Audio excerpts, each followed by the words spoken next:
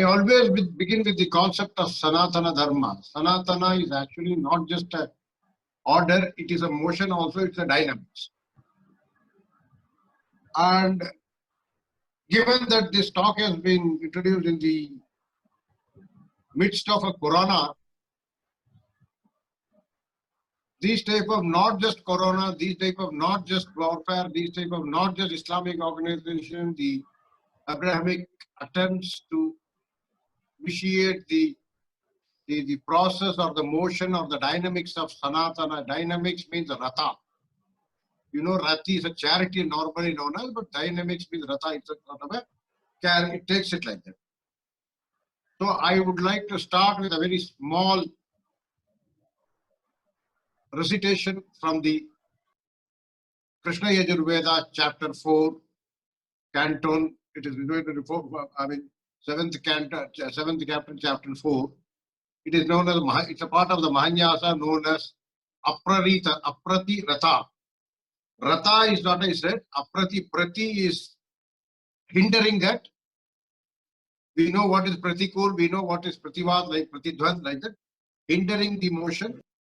So this is something, invocation, to kindly counter the hindrances and the impairments to the motion. This is known as Aprati Ratha, Aprati Ratham. So I start the first two lines of that. Ashushishano Vrishabho Yudmo Ghanagana Chachana Chobaninam Skandra Nirvishona Eka Varshishita Lokasana Ajaya Sakam Indra. With this officiation, I start with the core topic of this, because this is the initiation of the fact that our dynamics is being hindered and our chariot is being obstructed, and we are trying, this part is supposed to overcome that obstacle, like I am putting it here. The reason is, what do you mean by an obstacle? What do you mean by a hindrance? We know corona is a chemical hindrance, and we are struggling, whatever wave of successes or failures we have had. It is the fact that it is inner and around us, that it is an existent power. And it is also a fact validated that prior to the outbreak of this massive, the Tabligh Markaz meeting, the Ijtama of Tabligh Markaz, which was detected later, and their participants who are spread all over the country and certain parts, the control of corona was in a much, much better way, and it was much under the control of the government. But this has been by virtue of this Ijtama spreading all over the country, the Ijtama participants, the Ijtama Sharikis, those who took Sharik in the Ijtama of the Tabligh Jamaat, we have found it is all spreading all over the country in a very uncontrolled manner, in a very accelerated manner. Now I go to the very basic of what is this Tabligh. Jamaat, we know, is a sort of an assembly, a group of members, an organization. It's a people mass, as they call it, land mass. It's a people mass. It's a followers mass. It's a number of people who are built by a commonality of ideology, purpose, objectivity, and all that stated objective. So that is Jamaat. Tablighi is what, in the true sense, Tablighi means what Prophet had, when we say as the lifestyle in the 7th century when Islam was found. That is more or less the connotation of Tablighi, and Tablighi Jamaat means take it back to the level of 7th century, the lifestyle, the processes, the everything of the lifestyle. I am not making a value judgment of this. Whatever our friend, the founder of the religion, had prescribed, whatever prescriptions are known as halal, permissibility are known as halal, and proscriptions are known as haram. We will take and live our life and motivate our people, our followers of the Islam, and not only the followers of the Islam. Taslima Nasreen has recently even tweeted, the text is with me, that those who don't, the Quran itself prescribes something, that those who don't follow the Islam can be killed. It is not a provocative statement, it is a statement based on a person who has interpreted the Quran. I have not read the Quran.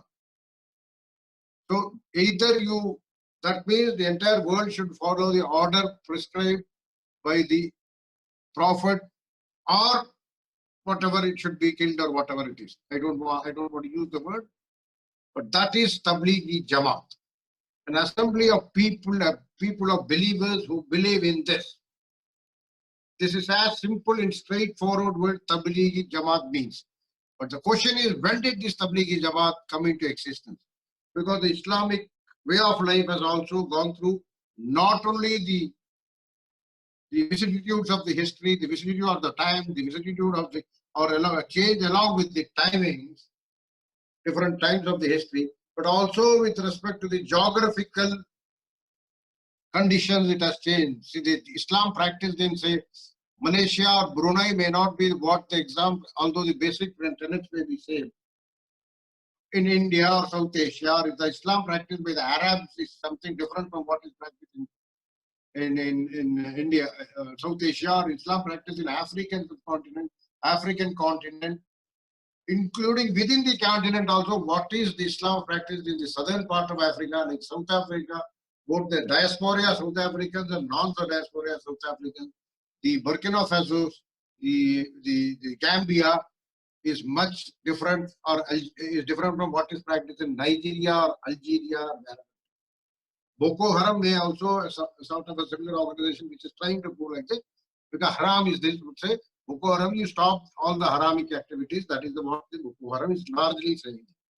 Whichever vitiates the teachings of Prophet or prescriptions of the Islam should be stopped. That is the purpose of Boko Haram there. Tabligh Jamaat is sort of a balancing organization. This is the foundation. And Tabligh Jamaat, as per the documents available, has been in existence right from the pre-independence day in 1926 or 27. This is what the historical documentation says. Along with the Khilafat movement, it has come. It was sort of a movement basically founded in an area called Mewat in Haryana. But over a period of time after the partition and other run through of the history, events of the history took over, Mewat was a very small pocket with the larger Haryana. And with the development and others, migrations and all, the Tabligh Jamaat headquarters shifted outside. Although the original Tabligh Jamaat, which was found, had its markaz. Markaz means a propagation center of their mini headquarters, rather than the current day government parlance, it is an information and facilitation center of the Tabligh. There are several markazes, and this markaz was in Raiwind in Punjab. Pre-independence, post-independence also. Subsequently, it also split into several groups. Country-specific Tabligh Jamaats formed out. Tabligh Jamaat, although they claim themselves to be very peaceful people, there have been instances where they have been found to be indulging in violence.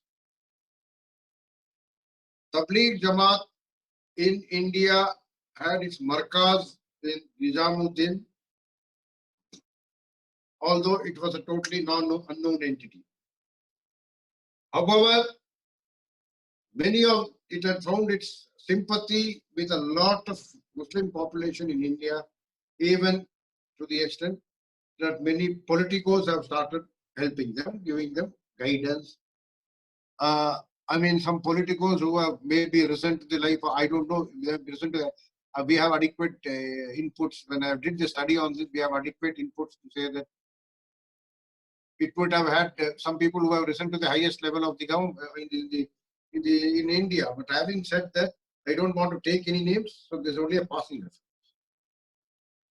Later on, it shifted to mostly Eastern India and northeast part of India, and that is where certain sympathetic people used to come from, because it also had a higher presence in Bangladesh.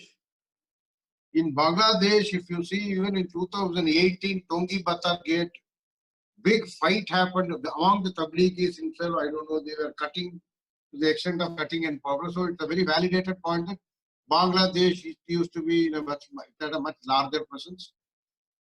India, even the only Tabligh presence, had two groups. One was the Mohammad Saad, who has been arrested. And another was the Amir group, which has gone and settled down in a mosque in Nerul in Mumbai. This is the presence of Tabligh Jamaat as of it today. But why Tabligh came in Tabligh and its markazes came now is because it had in 2005 itself or 6 itself, when I was in the Ministry of Home Affairs, it had come on our radar. The radar is one is the propagation of the original Islam of 2000 of 7th century. They were propagating Puritanical Islam, and not just that, they in the under the guise of propagating the Puritanal Islam in Bangladesh, on the India-Bangladesh border, they used to first raise slogans. Islamic teachings were written all over the place. The jihadi provocation through Azan was happening.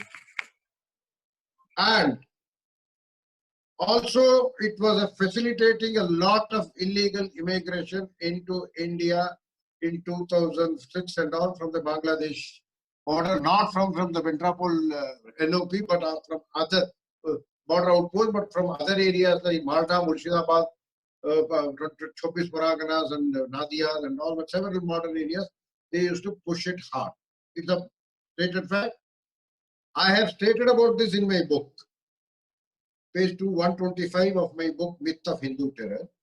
And not in 2018 it came out. This Tabligh is come to public notice only now. And not only that, there was a rapid growth of madrasas and mosques on both sides of the Bangladesh border, Indo-Bangladesh border, with a lot of things within the 5 kilometers on both sides, the villages, everything. And this type of Islamic Azan type provocations were also happening from the other side of the border, on which Indian law enforcement cannot do act, and plus the facilitation of the illegal immigration, plus internal recruitment for jihad. In the process, the intelligence sources had also found that they were working in very close association with Harkatul Jamaat Islami Bangladesh group, HUJI BD they used to call it. It was working in close coordination with that. This got further corroborated in the 2007. One gentleman was killed, some Ansari or somebody from Kolkata was killed, who had colluded with the perpetrators of the district court attacks of 2007, and also found training, helping, facilitating other terrorist attacks in the country, which were happening in other parts, not in Bengal. So the Tabligh Jamaat became more sensitive to us, sensitive to our cause. In 2005 itself, it has come under our radar, our intelligence agencies. I am not talking of the state government intelligence agencies. It had never come in the governor's report, which is supposed to come every year, although Mr. Gopal Krishna Gandhi was the governor at that time, but his report to the Home Ministry periodically never carried out this. Our own central intelligence agencies of the BSF intelligence wing and the other agencies had repeatedly reported this factor, which is a matter of record. And Tabligh Jamaat's propagation center is the Markaz, as I already said. It is the information and facilitation center for the Tabligh cause and Tabligh Jamaat. People who want more information on Tabligh Jamaat could also assemble it. And Markaz also holds the annual Ijtema, they call it, that is the annual conference or convocation or whatever, the huge massive gathering. In Nizamuddin, it acquired assets, constructed a huge 7-story building. How, where, when, we don't know. But the state government, the intelligence agency, the government had been sensitized in 2005-06 itself with a lot of adequate intelligence inputs. which was further reinforced by the trail of their involvement in several terrorist attacks in the country. And also their association with Jamaat-e-Islami. Now I'll tell you about the Jamaat-e-Islami. All of them are the distributaries of Al-Qaeda. Al-Qaeda in real norm is the norm. The norm is the norm prescribed by the Islam. That is the meaning of Al-Qaeda, and they have all these roots. All the distributaries flowing out of the same Al-Qaeda, whether it is Harkatul Ansar or Harkatul Mujahideen or Hizbul Mujahideen or Al-Badr or Jamaat-e-Islami or Jaish-e-Mohammed. All Lashkar-e-Toiba, all of them flow from the same Al-Qaeda. And Tabligh-e-Jamaat also is the foot soldier of all this. They used to supply the foot soldiers to all this. Because on the national front within the nation, of course, Simi was one of the recruiting bases, which after Ban shifted, was taken over by PFI and SDPI, which the same people formed another group. But Tabligh-e-Jamaat was very, very, very inconspicuously working at the grassroots, recruiting people, sending them to in universities. Now, let me tell you one thing.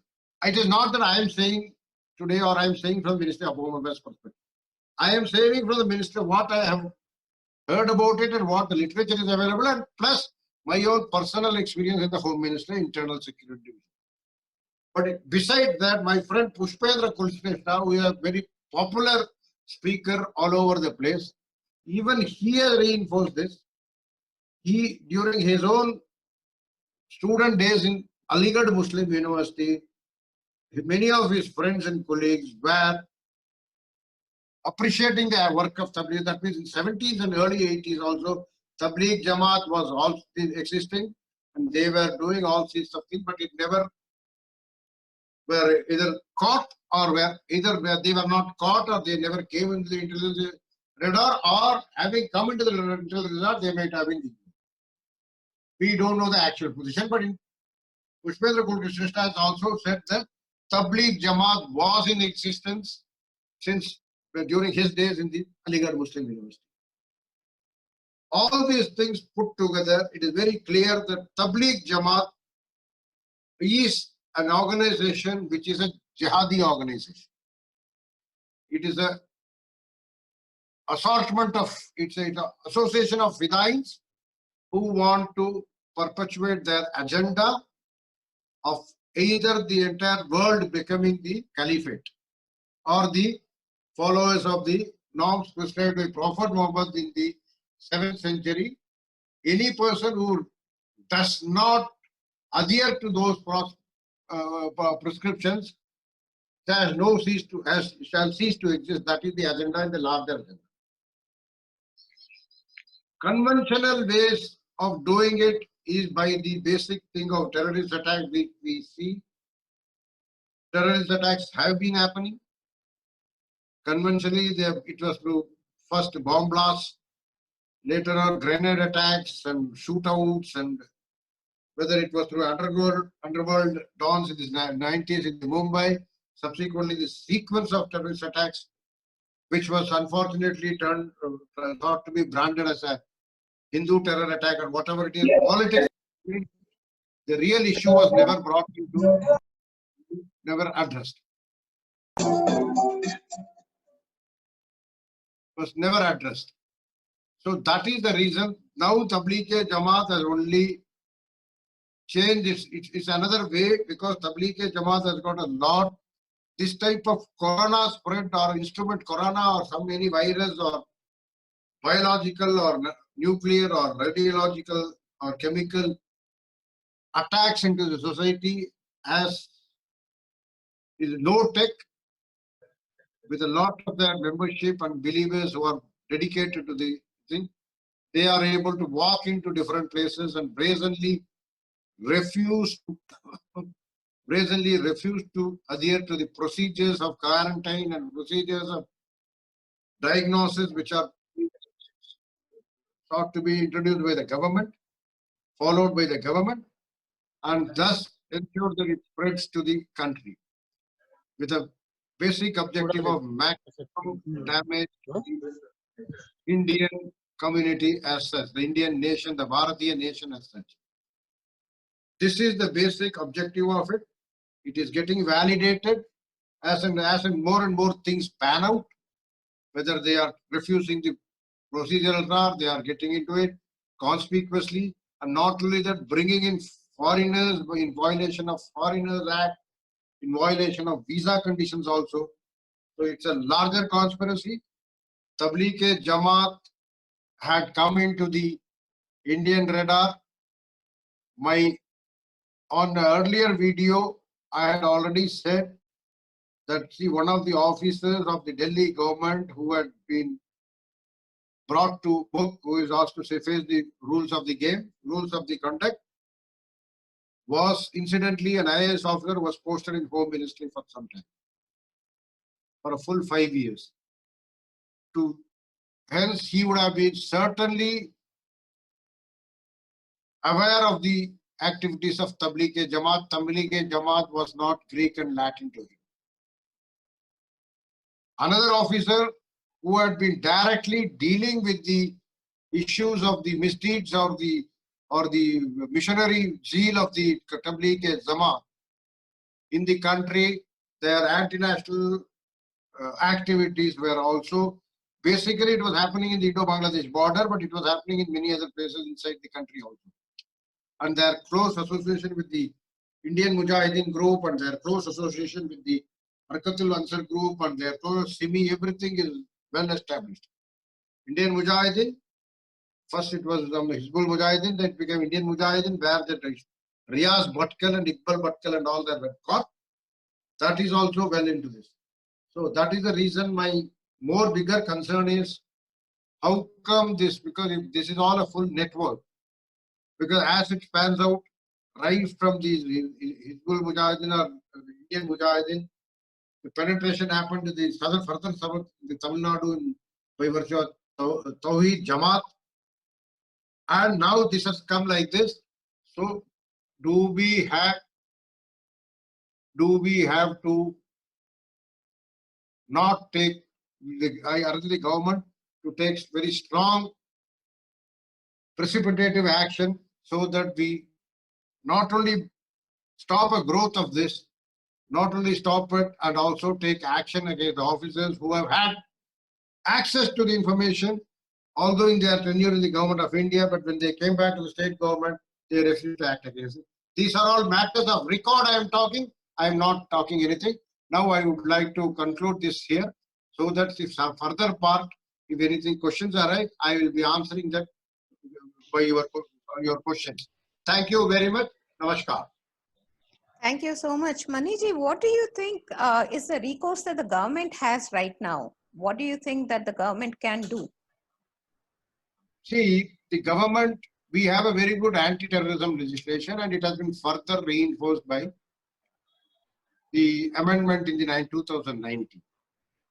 Now we have the best legislation in the sense of UAPA, Unlawful Activities Prevention. This contains of two types of provisions. One is the unlawful activity normal per se, and another is the terrorist activity. Both of them are in different chapters. First, declare the Tabligh-e-Jamaat as unlawful association under Section 3 of the UAPA Act. Further, to be form a tribunal under Section 4 and to be confirmed by a tribunal under Section 5 of the UAPA. That is part number 1. Under Section 17 of the same UAPA Act, declare Tabligh-e-Jamaat as a terrorist organization. By declaring it as a terrorist organization, and also those who have been indulging the leadership of the Tabligh-e-Jamaat, including Mr. Muhammad Saad and others, plus those who have participated and failed to report, those who have participated in not resisting the quarantine procedures, diagnostic procedures, those who have participated and now indulging in all sorts of unlawful activities in the hospitals, the urination and the spitting and what all happened. It has happened in Delhi. Take them all, charge them under Section 16 of perpetuating a terror act, because this is a terror act. Why terror act? The terrorist act is defined under Section 15 of the act, to include biological, chemical, nuclear. This is one of the biological violence being spread into the society. So this is as much a terrorist act as it is 2611 or as it is German Bakery Act. So charge them. This is one of this. Take them into custody. You have modified application of section 167 of CRPC. By virtue of it, you have to file the charge sheet for 180 days. You can get them custody. This is one part. After that, it is not a question of option. It is a compulsion because there is an international commitment to it. If you see the amendment which happened in 2008 of the Terrorist Act, the objection raises, the purpose it says, in exercise of the Article 253 of the Constitution of India, which means because of our commitments to a certain international community, we have to bring in this act. Why? Because by virtue of this, you can stop arms trade, you can stop their travel ban, import their passport under Section 51, freeze and attach their assets under Section 51A. In addition to that, UN Security Council has got certain resolutions. You can designate these entities and individuals as terrorists under UN Security Council Resolution 1373, and also proposal proposal should be moved under UN Security Council 1267 to designate as global terrorists. So that internationally also they cannot travel. You put travel ban, simply freeze their assets. The government takes over them, takes them to a detention center or some jail or some custody. They shall not be allowed to even buy their rations. The government will supply them whatever is their entitled ration for any custodial person, so that they don't, and absolute solitary confinement. These are the best reports left. Otherwise, they can spread, even in a jail, they can spread it and it could create a public health issue. These are all the type of strong measures we need to take. It may look very strong, but they are warranted. So that is what I want.